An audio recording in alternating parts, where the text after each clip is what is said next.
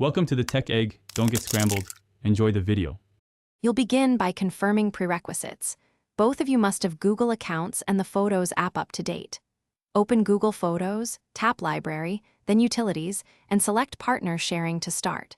Choose the partner's email address and decide whether to share your entire library or only photos of specific people. Do this now so the sharing link is created. Once set, your partner will receive an invite they must accept to view shared content. Once your partner accepts, configure the details to control what syncs. Select whether to share all photos, only photos of chosen faces, or photos from a specific date forward. This limits what appears in their feed. Make sure to toggle the option that lets your partner's shared photos automatically add into your library if you want two-way sharing. Then review permissions so you both know who can save or edit. These settings determine privacy and storage behavior, so adjust them carefully. Finish by sending the invite and confirming your partner accepts it on their device. Once accepted, open Library and tap Shared Libraries to confirm syncing.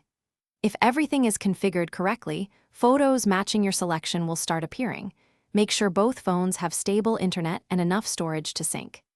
If syncing fails, recheck that both accounts are signed into Photos, update the app, verify face group selections, and resend the invite if needed. This usually resolves the most common issues.